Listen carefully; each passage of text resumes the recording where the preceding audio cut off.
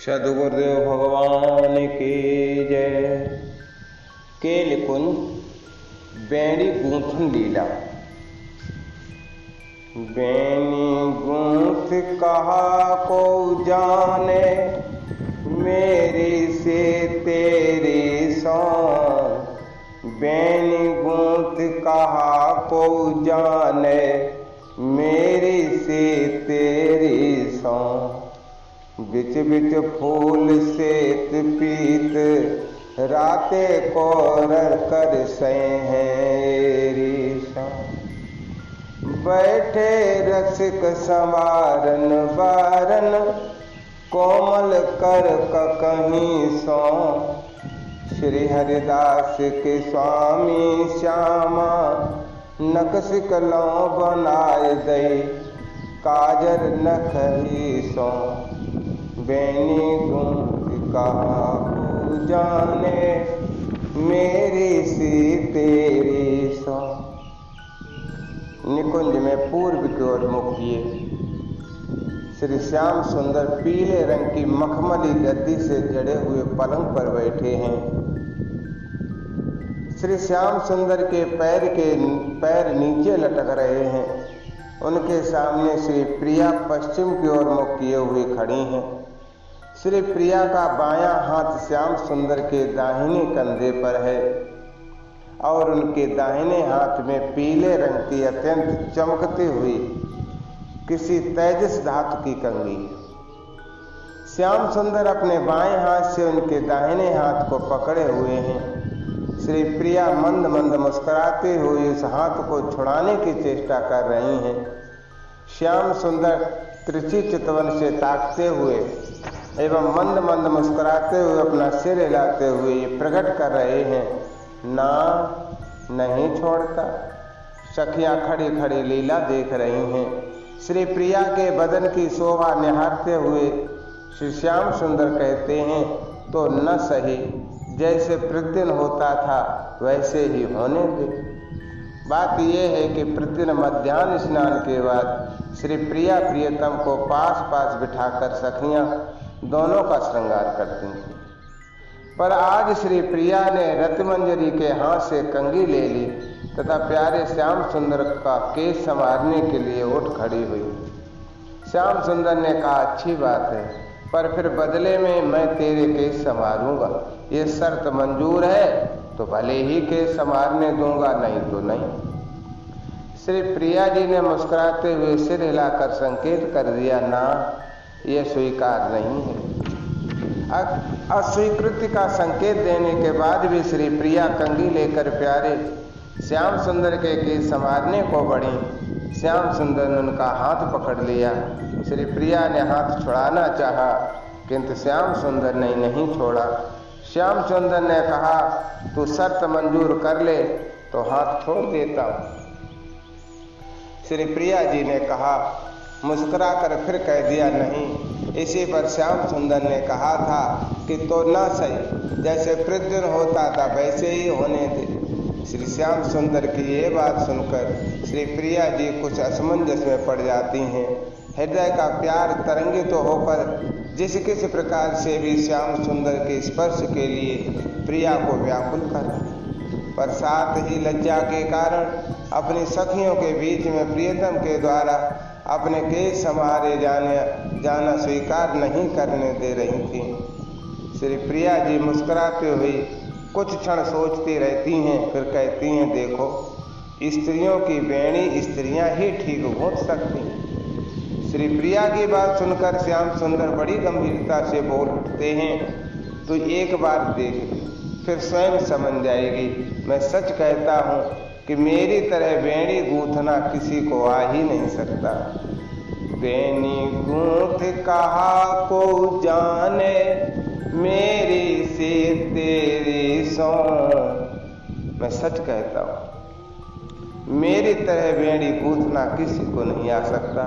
प्रिय, तेरी शपथ है, मैं इतनी सुंदर बेणी गूंथ सकता हूँ कि स्वयं ललिता भी देखकर ललचा जाएगी। देख, फूलों को यथास्थान पिरो देना बड़ी भारी कला है। लाल पीले उजले फूलों को मैं ऐसे सुंदर ढंग से पिरोना जानता हूँ कि वैसा तुम्हारी सखियों में से कोई भी नहीं कर सकती। बिच बिच फूल सेत पीत राते को कर सहे हैं एरी सो, बैठे रसिक सवारन बारन कोमल कर कहीं सो। श्याम सुंदर की इस बात को सुनकर श्री प्रिया जी और भी फंस जाती हैं। कुछ देर तक मंद मंद मुस्कुराती हुई सोचती रहती हैं, फिर जल्दी से हाथ छुड़ाकर और कुछ अलग खड़ी होकर हंसने लग जाती हैं। इस समय श्री प्रिया का मुख ठीक उत्तर की ओर है। श्याम सुंदर हंसने लग जाते हैं।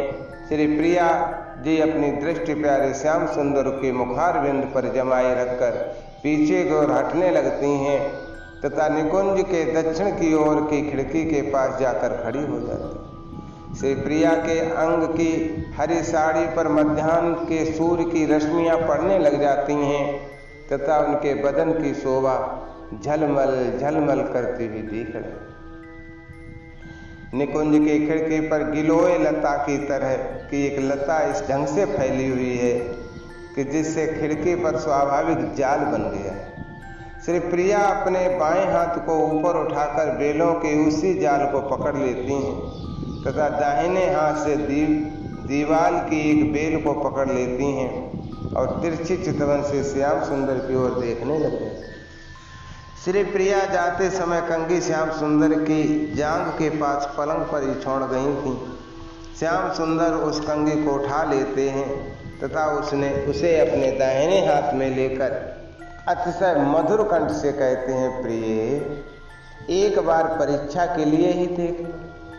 श्री प्रिया के हृदय में प्रेम सागर उफनने लगता है। उसके तरंग रोम रोम से प्रस्वेद के रूप में बाहर आने लगती है। श्री प्रिया जी सोचती हैं कि मेरे प्रियतम को मेरे केस संवारने से सुख है तो फिर मैं संकोच क्यों कर रही।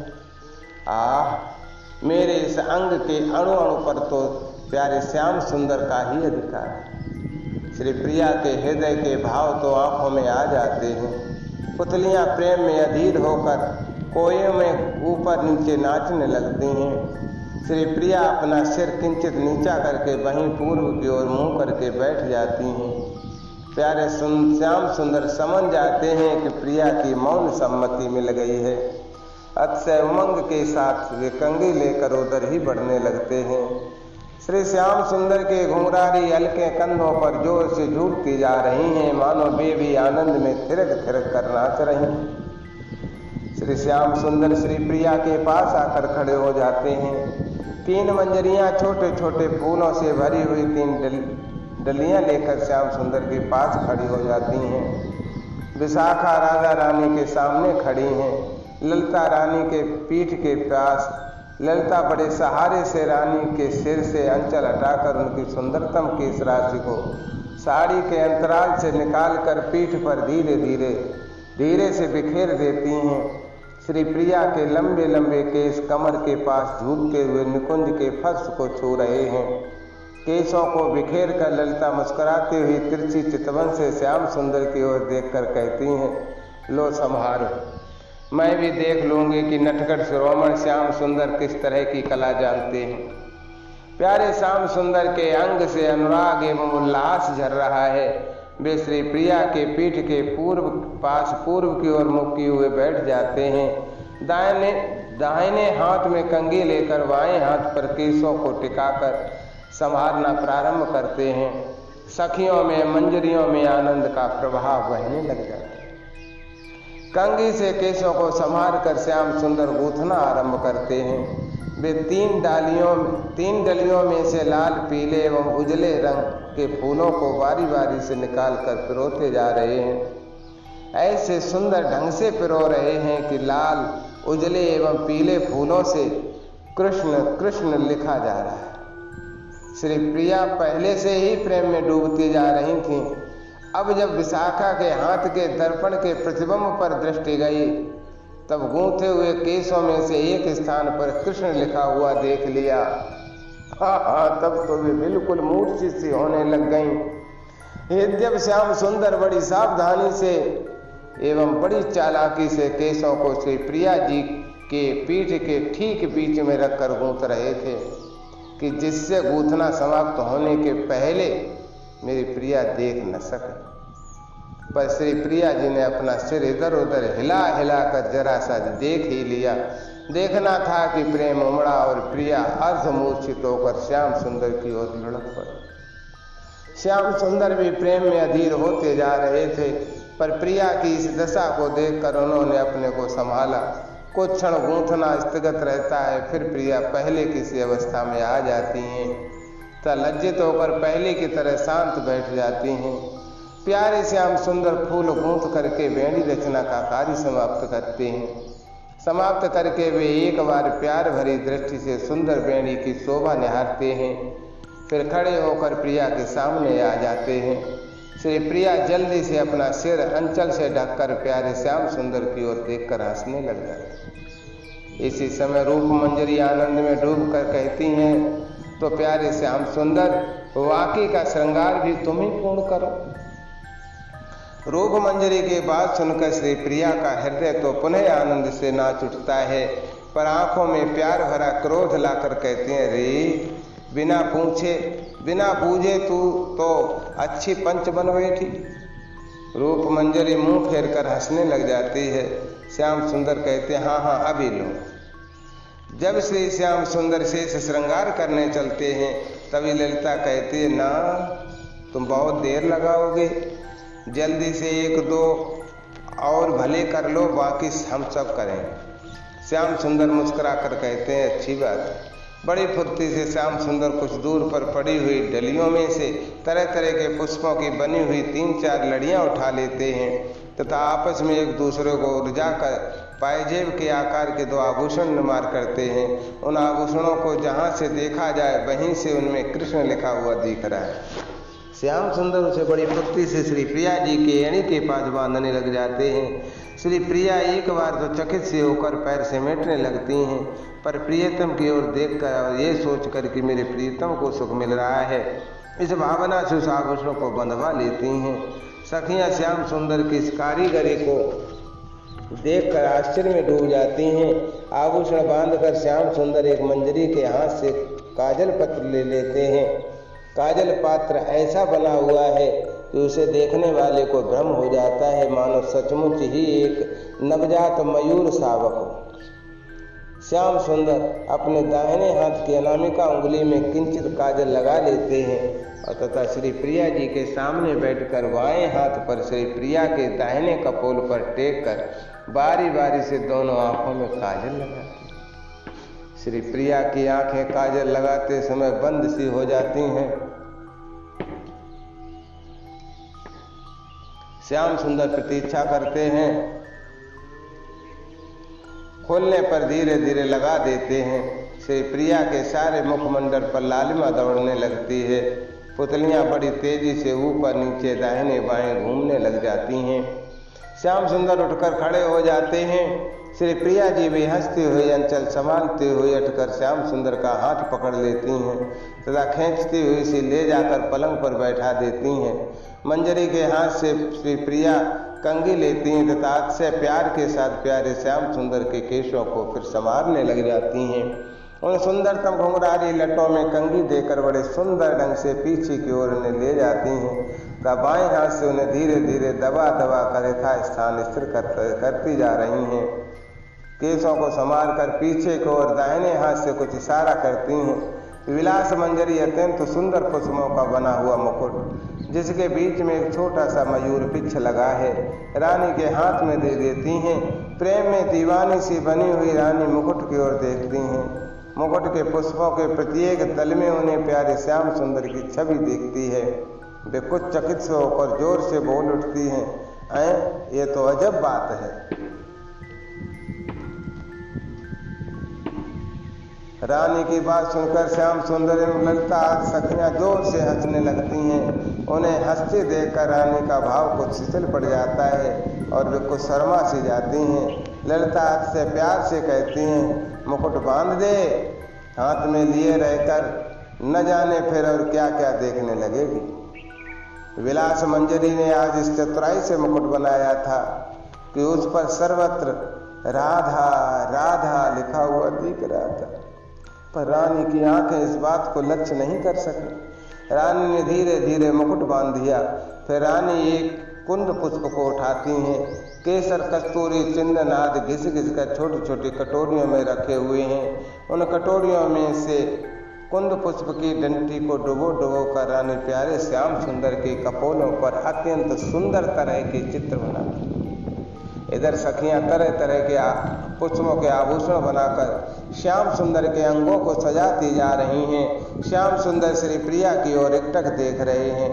चित्र बनाकर श्री प्रिया जी आनंद में भरकर जोर से हंस पड़ती हैं। अब ललिता श्री प्रिया को श्याम सुंदर के बगल में बैठा देती हैं तथा ठीक उसी तरह के चित्र श्री प्रिया के कपोलों पर बनाती हैं। एवं सखिया श्री प्रिया को पुष्पों के आभूषणों से सजाती हैं। श्री प्रिया प्रियतम को सजाकर सभी सखियां आनंद एवं प्रेम में डूबने लग जाती हैं। अब सभी सखियां एवं मंजरियां एक एक कंघी लेकर बड़ी शीघ्रता से अपने अपने केस संवारने लगती हैं। प्रत्येक सभी सखी एवं मंजरी का ये अनुभव कर रही है कि श्याम सुंदर मेरे पास आए हैं तथा ये कह रहे हैं अच्छी बात है, केस तू अपने हाथ से ही संवार ले, पर आंखों में काजल मैं लगाऊंगा। सखी अस्वीकार करती हैं, पर श्याम सुंदर बहुत आग्रह से कंधे को पकड़कर प्रार्थना करते हैं। आखिर सखी प्रेम में विवश होकर अंजन लगाने की सम्मत दे देती है। श्याम सुंदर से प्यार से अंजन लगाते हैं। अंजन लगाकर श्याम सुंदर प्रार्थना करते हैं, अच्छा बेड़ी तो अपने हाथ से तुमने बना ही ली, पर उसमें एक फूल खोस लेने दो। श्री श्याम सुंदर की ये प्रार्थना भी सखी को हरा देती है। श्याम सुंदर से प्यार से बाकी बेड़ी में एक दो फूल घोंस देते हैं। ये लीला श्याम सुंदर ने प्रत्येक सखी और मंजरी के साथ की। इस प्रकार सज धज कर सखी मंडली के सहित श्री प्रिया प्रियतम तैयार हो जाते हैं। श्री श्याम सुंदर अब श्री प्रिया सखियों एवं मंजरियों की ओर देख देख कर हंस रहे हैं एवं श्री प्रिया सखियां और मंजरियां श्री श्याम सुंदर के मुखारविंद की शोभा देखकर विभल हो रही। इसी समय निकुंज से संबद्ध बगल वाले रतन महल के दक्षिणी दरवाजे से वृंदा देवी निकुंज में प्रवेश करती हैं। यहाँ की शोभा देखकर एक बार तो बिल्कुल पत्थर की मूर्ति सी स्थिर हो जाती है। फिर कुछ क्षण बाद आनंद में भरकर ललिता से कहती हैं, बहन सब तैयार हैं, मैं तुम्हारी बाट देख रही थी, देर होते देख कर मैं किवाड़ खोल कर आ गई। ललिता वृंदा देवी की बात सुनकर उनका हाथ पकड़ लेती हैं तथा निकुंज के उत्तर तरफ के दरवाजे की ओर चलने लगती हैं। सखी मंडली के सहित श्री प्रिया प्रियतम भी ललिता के पीछे पीछे चलते हैं। निकुंज के दरवाजे से लेकर रत्न महल तक हरी हरी बेलों एवं लताओं की टहनियों के आपस में गुथ जाने से एक सुंदर पुल अपने आप बन गया। पुल 3 गज लंबा एवं 1 गज चौड़ा है। पुल के फर्श पर एक पीली रेशमी चादर बिछी है। उसी पर पैर रखते हुए सखियों के सहित प्रिया प्रियतम अब रतन महल में पहुंच जाते। रतन महल की शोभा तो सर्वथा और अवर्णनीय है। उसका आकार इस ढंग का है। प्रिया प्रियतम महल के पहले कमरे को पार करके मध्य स्थित आलीशान कमरे में जा पहुंचते हैं। कमरा अनिर्वचनीय सुंदर ढंग से सजा है। कमरे के पूर्व हिस्से में सोने की परात, सोने की तस्तरियां, जल से भरी झाड़ियां, गिलास, पत्तों के बने हुए दोने एवं तराशे हुए फल सजा सजा कर रखे हुए। वृंदा देवी की बहुत सी दासियां अभी भी तरह तरह के फल तराशने में लगी हैं, कुछ सजा रही हैं। कमरे के बीच में सुंदर मखमली आसन नीचे बिछा हुआ है। आसन के आगे सोने की 3 चौकियां एक कतार में रखी हुई। वे चौकियां एक बित्ता ऊंची, 1.5 हाथ चौड़ी तथा 1.5 हाथ लंबी हैं। कमरे की दक्षिणी दीवार के पास मखमल का गद्दा बिछा हुआ है। उसी पर सखियों के सहित प्रिया प्रियतम आकर खड़े हो जाते हैं। सद्गुरु भगवान की जय।